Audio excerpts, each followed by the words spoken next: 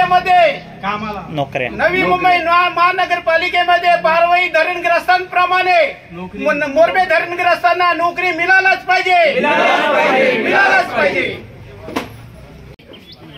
मोरबे धरण प्रकल्पग्रस्त कृती समितीचा मोरबे धरण प्रकल्पग्रस्त कृती समितीचा लढेंगे लढेंगे लढेंगे जीतेंगे। प्रकल्पग्रस्त एकजुटीचा प्रकल्पग्रस्त एकजुटीचा बारवाई धरणग्रस्तांप्रमाणे मोरबे धरणग्रस्तांना नोकरी सामावून घेतलाच पाहिजे, घेतलाच पाहिजे। खालापूर तालुक्यातील मोरबे धरण प्रकल्पग्रस्त कृती समिती यांच्या माध्यमातून पुन्हा एकदा बेमुदत साखळी उपोषण सुरू करण्यात आले आहे। गेले 30 वर्षापासून मोरबे धरण प्रकल्पग्रस्त कृती समिती ही आपल्या न्याय हक्कासाठी लढा देत आहे, मात्र याची शासन स्तरावर दखल घेत जात नसल्याने पुन्हा एकदा बेमुदत साखळी उपोषण करण्याची वेळ मोरबे धरण प्रकल्पग्रस्त कृती समिती यांच्यावर आली आहे। साहेब 1988 पासून 2025 पर्यंत आम्ही मोरबे प्रकल्पग्रस्ताला पुनर्वसन कायदा लागू करायलाच पाहिजे, प्रत्येक खातेदाराला नोकरी मिळालाच पाहिजे, 12.5% भूखंड मिळालाच पाहिजे आणि गावाच्या नागरी सुविधा ज्या कायद्याप्रमाणे ते मिळाला पाहिजेत, पण आजपर्यंत काही अशा कायद्यानुसार मिळाले नाही। त्यामुळे आम्हाला आज नाविलाजाने बेमुदत उपोषण करण्याची वेळ आलेली आहे। 88 मध्ये मोरबे धरणाच्या कामाला सुरुवात झाली। 1988 पासून मी बोलल्याप्रमाणे त्याप्रमाणे आमच्या मागण्या सतत पाठपुरावा करत आलेलो आहे, पण संबंधित मंत्री महोदयांनी 1990 मध्ये सुधाकर नाईक साहेब मंत्री होते, त्यावेळी त्याने आमच्या प्रकल्पग्रस्तांना बैठकीत ह्या मोरबे धरणाला पुनर्वसन कायदा लागू करण्यासाठी मी विधानसभेत विधेयक मांडेन। त्याचप्रमाणे आपले 1997 मध्ये माननीय मुख्यमंत्री मनोहर जोशी साहेब यांनी प्रकल्पग्रस्त समावेत येऊन मोरबे धरण प्रकल्पग्रस्तांना पुनर्वसन कायदा मी लागू करण्यासाठी प्रयत्न करेन किंवा विधानसभेत मांडून हा प्रस्ताव मंजूर करून घेईन। आणि 1999 मध्ये आमच्या प्रकल्पग्रस्त समवेत बैठक होते, त्या बैठकीमध्ये प्रशासकीय अधिकारी आणि संबंधित मंत्री महोदय असे बोलतात, जोपर्यंत पुनर्वसन कायदा लागू होत नाही तोपर्यंत आम्हाला कोणत्याच कायद्याने तुम्हाला सुविधा देऊ शकत नाही। हे असं कंटिन्यू प्रकल्पग्रस्तांची फसवणूक झालेली आहे। चव्हाण साहेब गेले 33 ते 35 वर्षापासून आम्ही प्रकल्पग्रस्त आव्हानच करत आलेलो आहोत। मुळात एक गोष्ट या ठिकाणी म्हणावीला लाजिरवाणी वाटते की ज्या प्रकल्पामध्ये 15 गावं आणि विशेष करून ज्याच्यामध्ये 8 आदिवासी वाड्या आहेत, ज्या प्रकल्पामध्ये 8 आदिवासी वाड्या आहेत, त्या प्रकल्पग्रस्तांच्या मागण्या पूर्ण व्हायला 35 वर्षे झाले तरी सुद्धा त्या मागण्या अद्यापही पूर्ण होत नाहीयेत। शासनाची या ठिकाणी जर बघायला गेलं तर हे अतिशय लाजिरवाणा प्रकार या ठिकाणी पाहायला मिळतोय। एक बाजूला शासन या ठिकाणी म्हणतो की आदिवासी वर्ग म्हणजे आमचा प्रथम नागरिक आहे, प्रथम आदिवासी वर्ग आहे, आणि त्या 8 वाड्या या ठिकाणी 8 गावं आदिवासींची या प्रकल्पामध्ये गेले असताना सुद्धा त्यांना आज अशा पद्धतीचे आंदोलन या ठिकाणी करायला लागतात। हा या ठिकाणी लाजिरवाणा प्रकार आहे।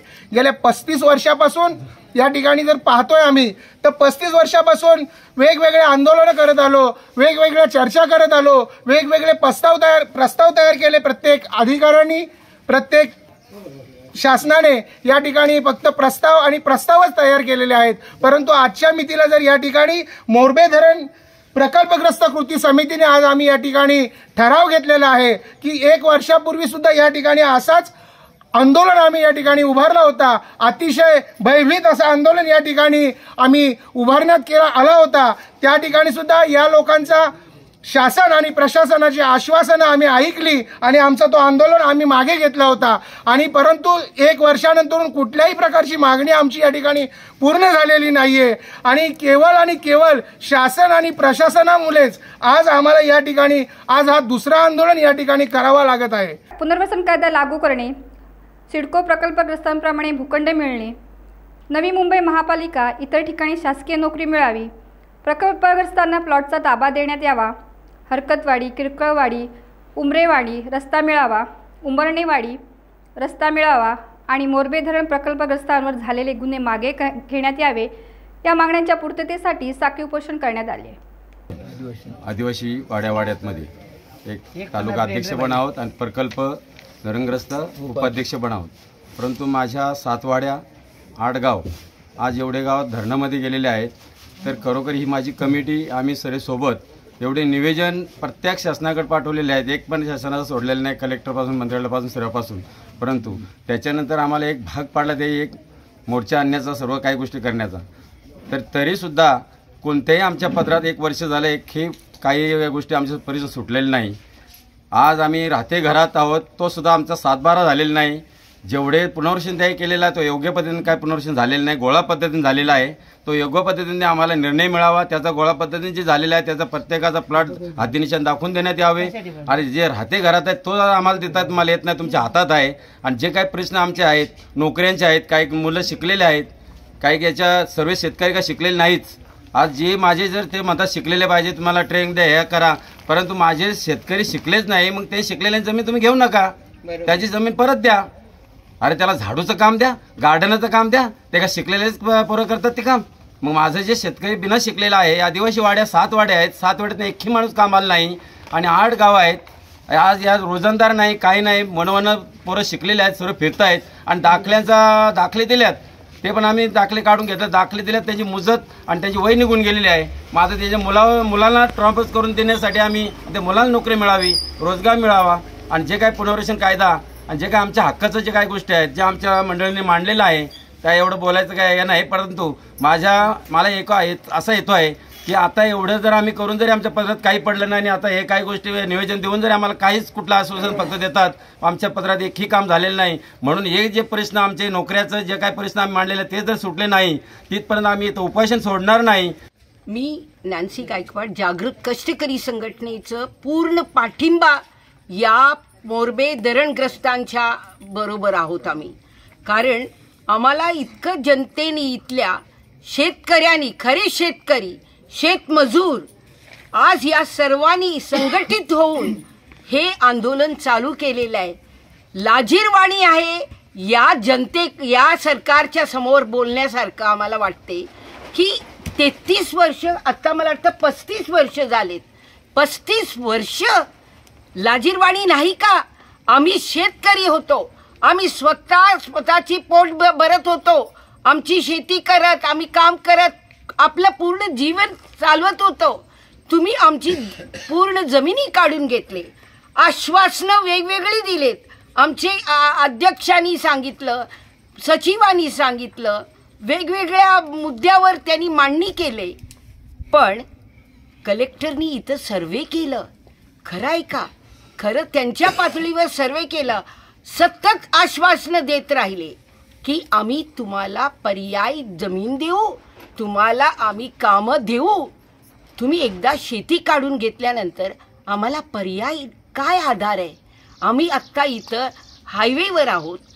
रोज आमची मुलं मुली एका बाजूला शाळेच्या दृष्टीने त्यांचा संघर्ष आहे, दुसऱ्या बाजूला शिकून सुद्धा कुठे जावं त्यांनी काम करायला, कुठे आहे रोजगार? पूर्ण देशाची अवस्था वाईट आहे ती माहिती आहे. पण आम्हाला तुम्ही बेदखल केलं, आमच्या जमिनीवर तुम्ही काढून घेतलंय. आमच्या जमिनीवर काढून घेऊन सुद्धा आम्ही आज बेघर झालेलो आहोत. बेजमीन म्हणजे पूर्णतः तुम्ही आम्हाला कुठलाही भूमी तर केलंच आहेत. आम्ही तुम्ही भूमिनाना पर्याय तुम्ही बोललेत की हे करू शकतो, ते करू शकतो. आज पूर्ण देशामधलं वाईट स्थिती, आमचे धरणग्रस्त, मोरबे धरणग्रस्तांची अवस्था पूर्ण जगासमोर आणणं गरजेचं आहे. म्हणून आमच्या लोकांनी तुमच्या करता तुम्ही आपली भूमिका योग्य पद्धतीचे निर्णय घेतला नाही. शासन म्हणणारे शासन, दुसऱ्या बाजूला प्रशासन म्हणणारे, हे दोन्ही एकच सत्तेधारी वर्गाचे साथी आहेत. तुम्ही हे करून दाखवलेले आहे, अंमल करून दाखवलेले आहे. आमचं म्हणणं एकच महत्त्वाचा मुद्दा आहे.